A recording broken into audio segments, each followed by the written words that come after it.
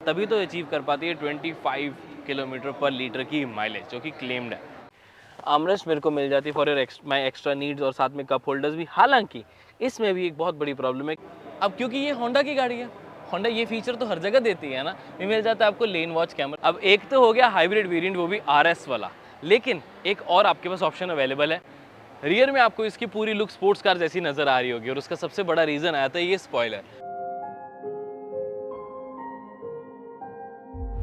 Honda Motors India की तरफ से अगर अभी भी सिविक आती तो मज़ा आ जाता। 25 किलोमीटर पर लीटर की इसकी माइलेज है, हाइब्रिड इंजन ऑप्शन भी अवेलेबल है, 2 लीटर का नेचुरल एस्पिरेटेड, 1.5 लीटर का टर्बो चार्ज इंजन भी अवेलेबल है, 315 न्यूटन मीटर्स की टॉर्क, और डायमेंशंस वाइज ऑडी A4 के साथ कंपीट करती है। आपके लिए एक चार्ट यहाँ पर अभी लगा दें तो आपको बहुत अच्छा आइडिया हो जाएगा कि होंडा सिविक किस सेगमेंट में आती है। इनफैक्ट और इजी बनाने के लिए आपके लिए होंडा सिटी की डायमेंशंस भी यहाँ पर लिख देता हूँ, जस्ट एक आइडिया के लिए कि होंडा सिटी से कितनी बड़ी है ये होंडा सिविक।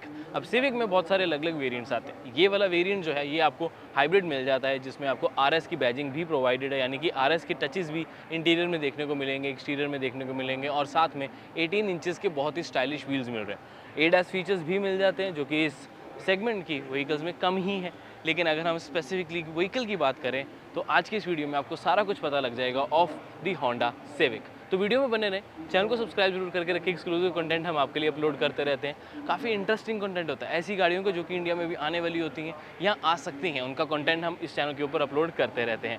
शुरुआत करते हैं ओवरऑल इसकी फ्रंट लुक से। सबसे पहले तो आपको एक बड़ा सारा बोनट, स्लीक डिज़ाइन, लो हैंड इसका दिया जाता है ताकि स्पोर्ट्स की तो एक लुक दे पाएँ। आरएस की बैजिंग मिलेगी, मिनिमलिस्टिक सी क्रोम की ग्रिल है, हाइब्रिड है इसलिए ब्लू कलर का आपको यहाँ पर प्रॉपर जो है लोगो प्रोवाइडेड है, और इसी के अंदर आपको एडास का यानी कि होंडा सेंसिंग का रेडार भी मिल जाता है। अगर हम होंडा सिटी की बात करते हैं उसमें सिर्फ कैमरा बेस्ड है, लेकिन होंडा सिविक में आपको रेडार सेंसर और कैमरा तो मिलता ही है।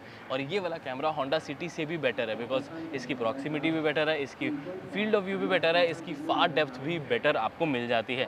थोड़ा रिस्पॉन्सिव भी कहीं ना कहीं होगा, लेकिन ऐसा नहीं है कि होंडा सिटी अच्छे से काम नहीं करता। होंडा सिटी का रेडार सेंसर या सॉरी कैमरा जो है यानी कि होंडा सेंसिंग फीचर्स भी बहुत अच्छे तरीके से काम करते हैं। हमने उसकी एक डिटेल वीडियो बनाई है, चेकआउट जरूर कर लें हमारा होंडा सिटी का रिव्यू।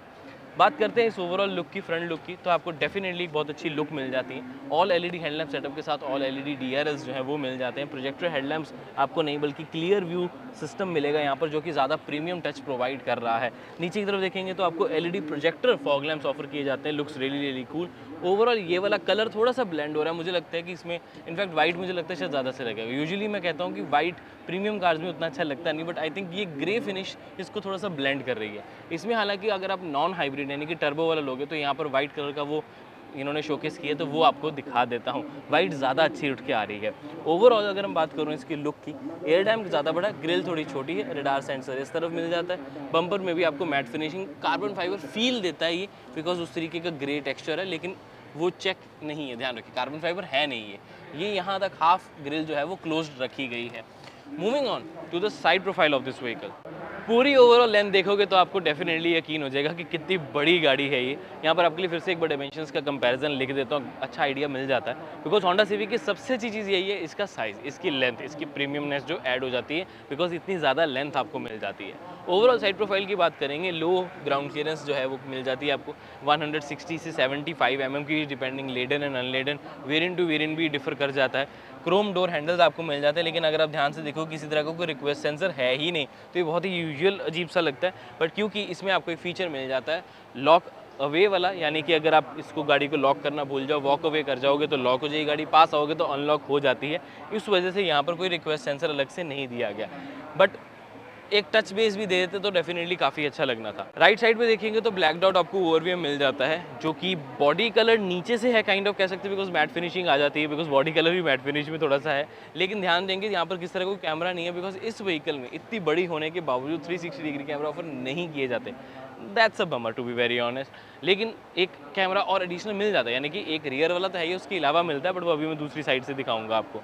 एलॉय व्हील्स हैं यहाँ पर मेरे फेवरेट, जो कि आपको 18 इंचेस के मिल जाते हैं, ड्यूल टोन ट्रीटमेंट के साथ। वेंटिलेटेड डिस्क ब्रेक्स हैं, ये जो सिल्वर फिनिशिंग है that looks really really cool. मुझे बढ़िया लगी इसका ओवरऑल जो एलॉय व्हील का डिज़ाइन है। एक तो सेक्शन बहुत अच्छा है, बिकॉज इतने कम आपको टायर वॉल मिल जाती है, 235/40 ओनली 40, और वो भी आपको ZR सीरीज़ के मिल जाते हैं, यानी कि टॉप स्पीड अचीव ये 200 किलोमीटर पर आवर से ज़्यादा अचीव कर सकते हैं। टायर्स एटलीस्ट केपेबल हैं, तो ZR सीरीज़ के 18 इंचज़ के रेसिंग टायर यानी कि RS एडिशन वाले टायर्स बहुत बढ़िया लुक प्रोवाइड कर रहे हैं। जस्ट एक दिखाने के लिए आपको मैं इसका नॉन हाइब्रिड वाला वेरिएंट का 17 इंचज़ के अलॉय व्हील्स भी यहाँ पर दिखा देता हूँ। रियर में आपको इसकी पूरी लुक स्पोर्ट्स कार जैसी नज़र आ रही होगी, और उसका सबसे बड़ा रीज़न आया था ये स्पॉइलर। ब्लैक आउट एक तो मिल जाता है, बहुत ही अच्छी लुक प्रोवाइड करो, और साथ में एक शेप और साइज़ भी अच्छा है। यूजुअली स्पॉयलर्स में तो छोटे छोटे से होते हैं, तो जो ये विंग्स हैं ये बहुत ही बढ़िया पीछे तक आ रहे हैं, जो कि एक अच्छी लुक प्रोवाइड कर रहे हैं। स्पोर्ट्स वाली प्रॉपर लुक है, अग्रेसिव, बोल्ड, जो मर्जी बोलो, मस्कुलर तो ये पूरी लग रही है। रियर प्रोफाइल ध्यान से देखेंगे तो आपको ऑल LED ट्रीटमेंट, RS की बड़ी सारी बैजिंग, EHEV की बैजिंग, बिकॉज अगेन मैंने बताया हाइब्रिड है, 25 किलोमीटर पर लीटर की माइलेज प्रोवाइड करती है, और सिविक की यहाँ पर बड़ी सारी बैजिंग मिल जाती है। रिवर्स पार्किंग सेंसर्स आपको नहीं देखने को मिलेंगे, बिकॉज ये इंडिया नहीं है, यहाँ पर गवर्नमेंट ने कंपलसरी नहीं किया, तो कंपनी ने प्रोवाइड भी नहीं किया, बट मुझे लगता है रिवर्स पार्किंग सेंसर इतनी बड़ी गाड़ी में तो होने चाहिए थे। हालांकि रिवर्स पार्किंग कैमरा जो है वो आपको यहाँ पर मिल जाता है। रही बात इसकी बूट स्पेस की, तभी एक मैसिव बूट स्पेस मिल जाती है, और आपको क्लोज टू 530 लीटर्स के आसपास की इसकी बूट स्पेस है, जो कि बहुत पीछे तक जाती है, और सीट्स को आप 60-40 रेशियो फोल्ड करके और सामान भी रख सकते हो। वो काफ़ी ज़्यादा यूनिक मुझे लगता है, बिकॉज सेडान्स में ये ऑप्शन कम ही होती है, तो बूट स्पेस आपको बहुत बड़ी मिलने वाली है। आई थिंक जितने लोग बैठ नहीं सकते उससे ज़्यादा, मतलब पीछे वाली रो में जितने लोग बैठ नहीं सकते उससे ज़्यादा तो इस बूट स्पेस में आ जाएंगे। हालांकि इसकी क्वालिटी बहुत अच्छी लगी मुझे। इसको प्रेस करेंगे तो ये अनलॉक हो जाती है, फिर आप वहाँ जाके उसको दबा सकते हैं, या यहाँ से भी अनलॉक करके सीट से भी उसको दबा सकते हैं। ये भी ऐसे ही अनलॉक होगी, तो यहीं पे उसके जो हिंजेस हैं वो दे रखे हैं, तो इनको पुल करोगे तो सीट अनलॉक हो जाएगी, जिसको आगे फोल्ड कर सकते हो। रही बात फीचर्स की, तो आपको स्टॉप लैम्प यहाँ पर, defoggers, shark fin antenna, and of course wiper नहीं ऑफर किया जाता। लेकिन अब चलते हैं इसके इस साइड पे, बिकॉज एक बहुत इंटरेस्टिंग चीज़ दिखा देता हूँ। अब क्योंकि ये होंडा की गाड़ी है, होंडा ये फीचर तो हर जगह देती है ना, ये मिल जाता है आपको लेन वॉच कैमरा, चाहे 360 डिग्री कैमरा नहीं आते, बट एटलीस्ट लेफ्ट साइड पे आपको दे जाते हैं, जहाँ पर सबसे ज़्यादा एक बड़ा ब्लाइंड स्पॉट रहता है, यानी कि अगर कोई ऐसी जगह है जहाँ अच्छे से नहीं दिखता, रियर में भी कैमरा होता है, ORVM से दिख जाता है, फ्रंट तो दिख ही जाता है, राइट साइड पर आप चला ही रहे हो गाड़ी तो राइट साइड दिखेगा, बट लेफ्ट साइड होती है जो आपकी ब्लाइंड स्पॉट कहीं ना कहीं रहती है, तो उसके लिए आपको लेन वॉच कैमरा यहाँ पर ऑफर किया जाता है। बात करते हैं इसके इंजन की। एक तो पहले ही बता दो, बोनेट इज़ रियली हैवी। हालांकि हाइड्रोलिक्स ऑफर नहीं किए जाते, बट जिस तरह का वेट है मुझे लगता है हाइड्रोलिक्स ऑफर किए जाते तो बेटर होता।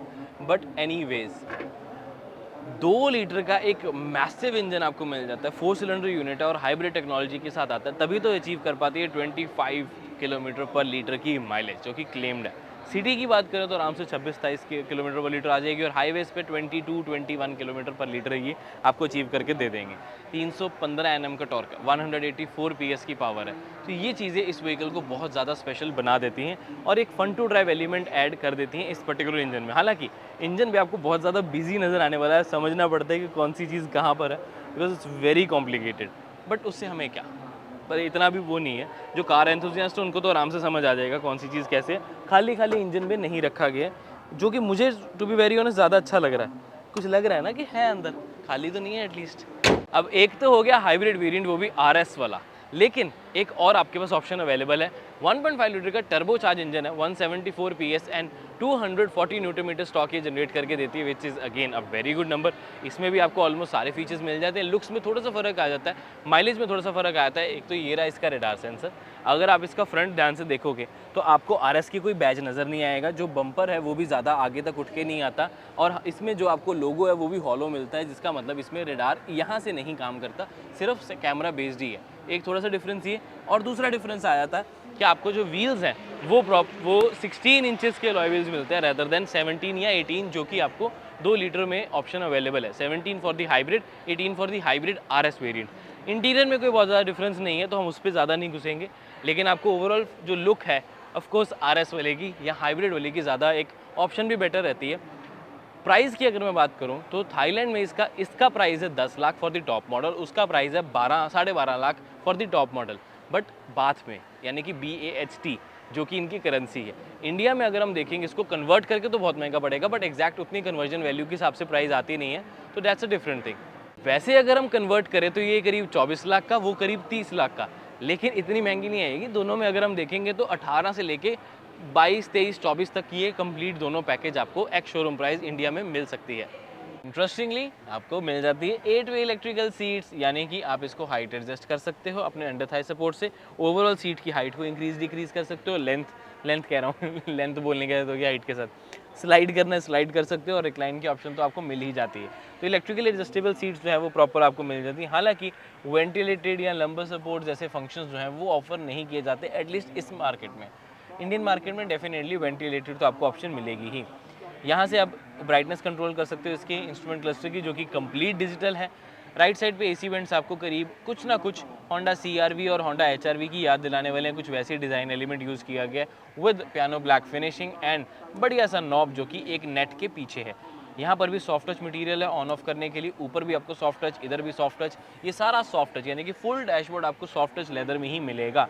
पार्किंग सेंसर्स ऑफ करने के लिए ऑप्शन यहाँ से, ट्रैकिंग जो ट्रैक्शन कंट्रोल है यहाँ से, और व्हीकल के कंट्रोल्स यहाँ से मिल जाते हैं। फन टू ड्राइव एलिमेंट और ऐड करने के लिए pedal shifters, adaptive cruise control, lane keep assist, distance from the further vehicle, left side पे वॉल्यूम एंड वॉइस कमांड जैसे फंक्शंस आपको ऑफर किए जाते हैं। लेफ्ट साइड पे ही आपको ऑटोमेटिक रेन सेंसिंग वाइपर्स और राइट साइड पे ऑटोमेटिक हेडलैम्प्स के कंट्रोल विद फॉग लैम्प्स जो है वो ऑफर किए जाते हैं। फिर से बोल रहा हूँ किए जाते हैं, बार बार बोला जा रहा है। एनीवेज, रही बात इस ओवरऑल साइड की, तो मुझे अच्छी चीज़ ये लगी कि जो सीट की पोजीशन है वो बढ़िया है। मुझे बोनट नज़र आ रहा है लेफ्ट और राइट साइड दोनों। मैं हाइट और एडजस्ट करना चाहूँ मैं कर सकता हूँ। यूजुअली सेडान्स में विजिबिलिटी कम होती है, लेकिन मैं एक ऐसा ड्राइवर हूँ जो प्रेफर करता हूँ कि मुझे विजिबिलिटी प्रॉपर मिले। हालांकि क्योंकि ये विंड स्क्रीन बहुत ज़्यादा स्लांट है, तो मेरे पास इस तरह का व्यू, यानी कि ये वाला व्यू थोड़ा सा कम हो जाता है। तो रोड के लिए मुझे बहुत क्लोज्ड व्यू नज़र आता है, ऊपर बहुत जल्दी आ जाता है ये यहाँ क्लोज हो जाता है, यहाँ पर रहता है, तो ये विजन थोड़ी कम है, ये थोड़ी वाइड होनी चाहिए थी। चाहे ऐसे वाइड होती, चाहे ऐसे वाइड होती, तो वही एक मेरे को विजिबिलिटी का थोड़ा सा इशू लग रहा है, बिकॉज इतनी ज़्यादा स्लांट है तो रिफ्लेक्शन भी थोड़ी थोड़ी मेरे को नज़र आ रही है, स्पेशली अगर आगे से लाइट ज़्यादा आती है तो। एनीवेज, स्टीयरिंग लेदर रैप्ड बहुत अच्छा लग रहा है। पैडल शिफ्टर्स मेरे फेवरेट हैं, वो बढ़िया लग रहे हैं। CVT ट्रांसमिशन है, स्पोर्टी पैडल्स हैं, बहुत बड़ा डेड पैडल है, दोनों पैर भी यहाँ रखना चाहूँ तो मैं रख सकता हूँ, और स्पेस अच्छी खासी मिल जाती है। सीट्स की quality is really really cool. यहाँ पर मेरे को लेदर और वेलवेट का मिक्स्ड काम देखने को मिल जाता है, जिससे काफ़ी ज़्यादा बढ़िया प्रीमियम टच आ रहा है। Now let's move on to this side. Interesting चीज़ ये है कि को ड्राइवर सीट भी आपको 4 वे इलेक्ट्रिकली एडजस्टेबल मिल जाती है, और साथ में नी रूम अच्छा खासा है, बढ़िया मिल जाता है। इसका ग्लव बॉक्स जो कि सॉफ्ट ओपनिंग के साथ आता है, देख सकते हैं, बड़े प्यार से खुलता है, तो कोई टक टक टक टक वाली आवाज़ नहीं। हालांकि स्टोरेज डिसेंट है, कोई बहुत ज़्यादा नहीं है। ओवरऑल अगर आप साइड प्रोफाइल देखोगे इसका, यानी कि डोर देखोगे, तो वहाँ पर भी आपको लॉक अनलॉक का बटन जो है वो ऑफर किया जाता है, तो वहाँ से भी आप मतलब नीचे ही मिल जाता है, तो इलेक्ट्रिकली लॉक अनलॉक कर सकते हो इस व्हीकल की इस डोर को। सारा एरिया बहुत ही बढ़िया लगता है, डैशबोर्ड अच्छा लग रहा है। दूसरे एंगल से आपको दिखा देता हूँ। सेंट्रल कंसोल ऑल लेदर, जैसे कि मैंने बताया, सॉफ्ट टच मटेरियल मिल जाता है। 9 इंचेस की touch screen, Android auto, Apple CarPlay, Honda connect, सारे फीचर्स मिलेंगे, लेकिन बटन्स आपको वही ट्रेडिशनल यहीं पे सारे कंट्रोल्स के मिल जाते हैं। AC वेंट्स जो हैं यहाँ है, हैजर्ड लैम्प ये है। ये AC वेंट नहीं है, सिर्फ डिज़ाइन है। AC वेंट सिर्फ आपको लास्ट में मिलता है, जहाँ पर सॉफ्ट टच मटेरियल और ये पियानो ब्लैक की फिनिशिंग मिल जाती है। इंटरेस्टिंग बात पता है क्या है कि आपको यहाँ पर वायरलेस चार्जिंग, 12 वोल्ट का socket, 2 USB ports A type मिल जाते हैं, यानी कि USB for your charging needs, और एक ये वाला जो USB वो चार्जिंग नीड्स के लिए नहीं है, ये वाला एंड्रॉइड और एप्पल कारप्ले के लिए, और राइट वाला आपको चार्जिंग नीड्स के लिए मिल जाता है। Digital display for your AC control, सारे कंट्रोल्स यहीं पर मिल जाएंगे। टैक्टाइल फीडबैक बहुत अच्छा है, माइक से सुना देता हूँ, ये बहुत बढ़िया लगा मुझे, काफ़ी प्रीमियम लग रहा है। साथ में आपको CVT transmission, drive modes, electric parking brake, brake hold और टेक्सचर्ड सेंट्रल कंसोल मिल जाता है, काफ़ी प्रीमियम लग रहा है। लेकिन ध्यान रखिए, वायरलेस चार्जिंग पे फ़ोन रख दिया तो स्टोरेज कुछ ना के बराबर ही बाकी बच जाती है, सिर्फ फ़ोन ही यहाँ पर आएगा, और अगर फ़ोन नहीं रखते हो तो उतनी की जगह आपको मिल जाती है वॉलेट शेड्स रखने के लिए। आर्मरेस्ट डिसेंट साइज़ मिल जाती है, एडजस्टेबल है, छोटी सी एक आप पॉकेट ऊपर या पॉकेट या एक ट्रे जो है वो रख सकते हो, जिसमें कॉइन्स या कुछ और रखना चाहो रख सकते हो। क्वालिटी काफ़ी बढ़िया है इस आर्मरेस्ट की, 2 लोग आराम से अपनी एल्बो रख सकते हैं। एडजस्टेबल आपको कप होल्डर्स मिल जाते हैं काफ़ी बड़े, लेकिन थोड़ी सी स्टोरेज की मेरे को कमी जो है वो महसूस हुई है, बिकॉज ना ही नीचे कुछ है, ना ही आगे कुछ है, ना अलग से कोई स्टोरेज नीड प्रोवाइडेड है, तो वो कहीं ना कहीं मुझे लग रहा है कि थोड़ा सामान रखने में दिक्कत आपको आ सकती है। लेकिन ओवरऑल ये जो है ऑटो IRVM आपको मिल जाता है, LED ही लाइट्स मिल जाती हैं यहाँ पर, ऊपर की तरफ आपको एक माइक मिल जाता है, सन ग्लास होल्डर आपको ऑफर किया जाता है। नीचे की तरफ थोड़ा साइड पे देखेंगे तो आपको vanity mirror without the light मिलता है इस साइड पर, लेकिन वैनिटी मिरर का साइज़ अच्छा है। और अगर आप इस तरफ देखेंगे तब भी लाइट ऑफर नहीं की जाती, बिकॉज कंपनी कहती है कि ये लाइट बहुत है, लेकिन मेरा मानना ये है कि लाइट बहुत नहीं है, ये थोड़ी लाइट कम है। लाइट ज़्यादा होती या फिर एटलीस्ट वैनिटी मिरर के साथ एक्सक्लूसिवली दी जाती तो काफ़ी अच्छा लगता। रही बात इसकी थोड़ी सी सेफ्टी फीचर्स की, तो आपको बताना चाहूँगा कि आपको मल्टीपल एयरबैग्स मिल जाते हैं, जिसमें कर्टन एयरबैग्स पूरे हैं, यानी कि 6 एयरबैग्स का फंक्शन आपको प्रोवाइडेड है। साथ में आपको सेफ्टी के लिए ABS, EBD, Honda sensing technology, hill start, hill descent control, vehicle stability, electronic stability programme, all 4 disc brakes, ये सब आपको सेफ्टी के लिए इस व्हीकल में प्रोवाइडेड है। अब होंडा सिविक की सबसे ज़्यादा प्रीमियम अगर कोई जगह है तो वो रियर सीट्स हैं। एक तो विड्थ लेंथ बहुत अच्छी मिल जाती है, काफ़ी रिक्लाइन भी कुछ ज़्यादा ही है टू बी वेरी ऑनेस्ट। यहाँ पर आपको पूरा रिक्लाइनिंग एंगल अच्छा मिल जाता है। विड्थ इतनी ज़्यादा है कि अंडर थाई सपोर्ट की कमी तो बिल्कुल भी नहीं आती। माई हाइट इज़ 5'9", मैं 6 फीट का भी होता तभी अंडर थाई सपोर्ट तो बहुत अच्छा मिलना था। रिलैक्सिंग वे से मैं बहुत अच्छे तरीके से इसमें बैठ पाता। हेड रूम भी मेरे को ठीक ठाक मिल जाता है। नी रूम की तो कोई कमी है ही नहीं। लेग रूम भी अच्छा है, सोना चाहूँ तब भी सो सकता हूँ, कोई दिक्कत वाली बात है ही नहीं। आर्मरेस्ट मेरे को मिल जाती है for your my extra needs, और साथ में कप होल्डर्स भी। हालांकि इसमें भी एक बहुत बड़ी प्रॉब्लम है कि इसका स्टॉपर है ही नहीं, ये गिरती है, तो ये निचली वाली सीट के साथ ही टच होके करती है। तो अगर मैं सीधा बैठना चाहूँ तो मैं इस आर्मरेस्ट को यूज़ नहीं कर सकता, तो मेरे को ऐसे बैठना पड़ेगा, फिर मैं इसको यूज़ कर सकता हूँ। सीधा बैठूंगा तो मेरे को आर्मरेस्ट एटलीस्ट यहाँ पर चाहिए। तो ये मुझे समझ नहीं आ रहा कि होंडा सिविक में इतनी बड़ी गलती होंडा से कैसे हो गई। ये तो ऐसे बैठूंगा तो मैं इस काम ऐसे ऐसे थोड़ी कौन बैठता है, ऐसे नहीं अच्छा लगूंगा। ऐसे बैठकर सीधे बैठूंगा तो यहाँ पर तो आर्मरेस्ट मुझे चाहिए थी, बहुत ज़्यादा नीचे हो गई है। एनीवेज, बिना आर्मरेस्ट के शायद मैं ज़्यादा कंफर्टेबली बैठ पाऊंगा, एटलीस्ट यहाँ तो आर्म रख पाऊंगा ना, इस तरफ होकर बैठ जाऊंगा।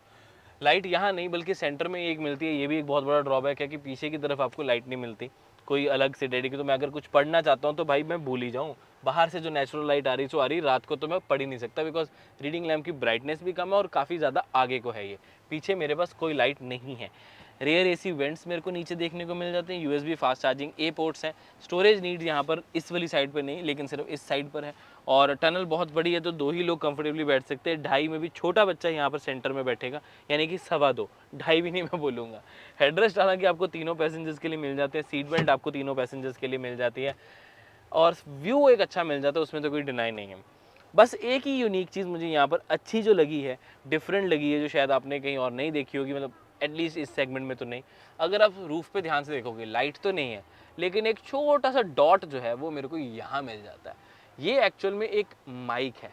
ऊपर की तरफ रूफ पे यानी कि सीलिंग पे मुझे एक माइक मिल जाता है, क्योंकि अगर कोई कॉल आती है, मैं अगर बात करना चाहता हूँ, यानी कि मेरा ड्राइवर चला रहा है, मेरे को बात करनी है, तो मैं इस माइक के थ्रू कर सकता हूँ। ऐसा नहीं कि कॉल आई तो मैं अगर फ़ोन मेरे पास नहीं है तो मैं हाँ जी क्या हाल है जी, हाँ मैं पहुँच रहा हूँ 5 मिनट में, ऐसे नहीं करना पड़ेगा, क्योंकि माइक यूजुअली आगे होता है, तो उसका मेरे को यहाँ बेनिफिट मिल जाता है। नहीं तो पता लगे मैं बोलूँ हाँ बस रास्ते में 10 मिनट में आ गया, बड़ा चाहे 1 घंटा हो अभी। एनीवेज, स्पेस अच्छी है, बट कुछ फीचर्स की कमी मेरे को महसूस हुई है कि यहाँ पर एक प्रॉपर लाइट नहीं है, आर्मरेस्ट थोड़ी सी तंग करती है, तो शायद इसी वजह से होंडा सिविक ने प्लान किया कि भाई रहने देते हैं हम यहाँ पर, आना। और ऑफकोर्स जो 2.25 लोग बैठ रहे हैं, टनल नहीं है, तो उसका दुख ज़रूर होता है। लेकिन डोर साइड्स आपको दिखा देता हूँ कि आपको किस तरीके का मटेरियल या किस तरीके की क्वालिटी यहाँ पर ऑफर की जाती है। तो डोर साइड्स पे आप एक बड़ी बॉटल रख सकते हो, लेदर मटेरियल का आपको प्रॉपर फिनिशिंग मिल जाती है, डिज़ाइन अच्छा है, ट्विटर भी है, स्पीकर भी है, म्यूजिक सिस्टम में कोई दिक्कत वाली बात नहीं। स्टोरेज थोड़ी और बेटर होती तो अच्छा लगता है, बट इट्स ओके, इतना चलता है। अब होंडा सिविक में कुछ फीचर्स की कमी आपको ज़रूर महसूस हुई होगी, लेकिन होंडा सेंसिंग आपको मिल जाती है, स्पेस बहुत अच्छी मिल जाती है, टर्बो चार्ज ऑप्शन भी अवेलेबल है, हाइब्रिड के साथ 25 किलोमीटर पर लीटर की माइलेज भी शायद आपको अच्छी लगे। लेकिन बात वही आ जाती है कि होंडा सिविक एक ऐसा प्रोडक्ट है जो कि एक बार अब इंडिया से जा चुका है, इतनी जल्दी वापस तो नहीं आने वाला, लेकिन अगर वापस आएगा तो इससे नेक्स्ट जनरेशन वापस आना चाहिए, ये वाला तो नहीं, बिकॉज इसमें कुछ कमी है जो कि इंडियन मार्केट में शायद लोगों को इतनी पसंद ना आए, considering the price point it will launch on. अब बात करते हैं इसके ओवरऑल कंक्लूजन की, तो मेरे हिसाब से होंडा सिविक इंडिया में जब आए तो प्लीज़ नेक्स्ट जनरेशन मॉडल ही आए तो that would be a better option. अब रही बात इसके टर्बो चार्ज इंजन की, तो मुझे लगता है कि उसका इंजन अच्छा है, रिफाइनमेंट अच्छी है, पावर अच्छी है, उसका प्राइस भी सही रहने वाला है, बट बात वही आ जाती है कि नेक्स्ट जनरेशन आए तो कुछ फीचर्स जो मिसिंग है वो कंप्लीट हो जाएंगे, तो काफ़ी बढ़िया एक ऑप्शन होगी। तो ये था हमारी तरफ से होंडा सिविक के ऊपर डिटेल्ड वॉक अराउंड वीडियो। उम्मीद है वीडियो आपको अच्छी लगी होगी, यहाँ तक देख ही लिया तो लाइक शेयर सब्सक्राइब करना ना भूलें, और बैंकॉक इंटरनेशनल मोटर शो की हमारी बाकी वीडियोस चेकआउट भी ज़रूर कर लें, because Honda HRV, Honda WRV, Honda CRV, Honda के तो सारे प्रोडक्ट्स हमने कवर अच्छे से कर दिए, और भी बहुत सारे ब्रांड्स आपके लिए कवर किए, उन व्हीकल्स के जो कि कि इंडियन मार्केट में या तो आने वाले हैं या जल्दी आ सकते हैं। मैं मिलता हूँ आपसे अब अगली वीडियो में। Till then drive safe, take care, bye bye.